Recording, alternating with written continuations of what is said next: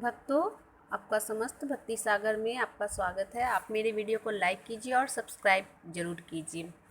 आज मैं आपको एक कथा सुनाने जा रही हूँ, जो लोभ, आदमी कितना लोभ में गिर सकता है। सुनिए। हरे कृष्णा।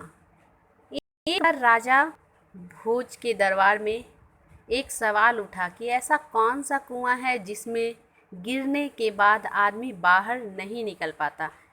इस प्रश्न का उत्तर कोई नहीं दे पाया। आखिर में राजा भोज ने राज पंडित से कहा कि इस प्रश्न का उत्तर 7 दिनों के अंदर लेकर आओ, वरना आपको अभी तक जो भी इनाम, धन, सम्मान आदि दिए गए हैं वो मैं वापस ले लूँगा तथा इस नगरी को छोड़कर दूसरे जगह भी आपको जाना पड़ेगा। 6 दिन बीत चुके थे, राजा पंडित को जवाब नहीं मिला था। निराश होकर वह जंगल की तरफ गया। उसकी भेंट एक गडरिये से हुई। गडरिये ने पूछा, आप तो राज पंडित हैं, राजा के दुलारे हो, फिर चेहरे पर इतना उदासी क्यों? यह गडरिया मेरा क्या मार्गदर्शन करेगा?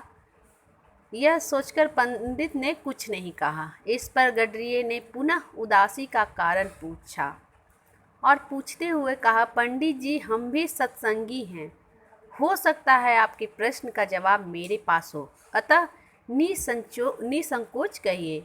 राज पंडित ने प्रश्न बता दिए और कहा कि अगर कल तक प्रश्न का जवाब नहीं मिला तो राजा नगर से निकाल देगा।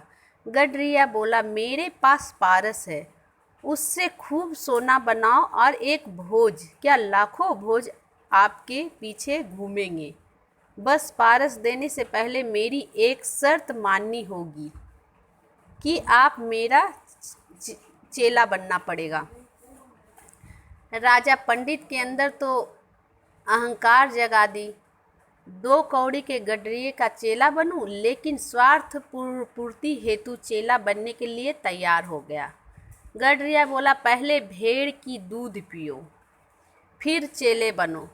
राज पंडित ने कहा कि यदि ब्राह्मण भेड़ का दूध पिएगा तो उसकी बुद्धि मारी जाएगी।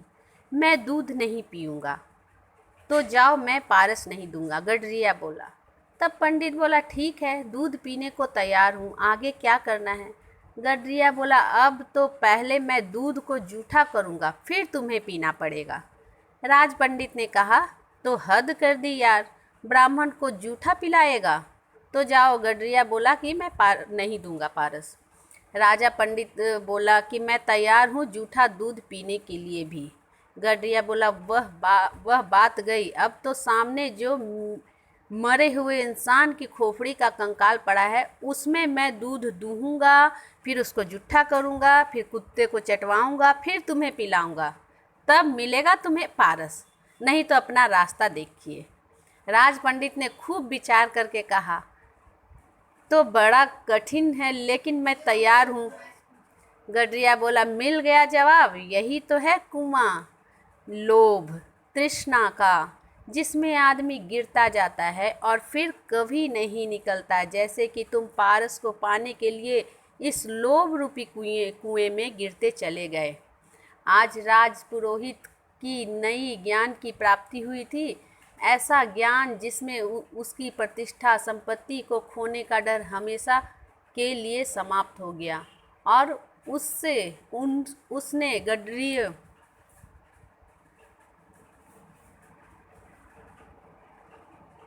गडरियों को गुरु सम मानकर प्रणाम किया और चल दिया राजा भोज के दरबार की ओर उसके प्रश्न का उत्तर देने। इसलिए भक्तों, सदैव प्रसन्न रहिए, जो आपके पास पर्याप्त है उसी में खुश रहिए। तो बोलिए, हरे कृष्णा, राधे कृष्णा।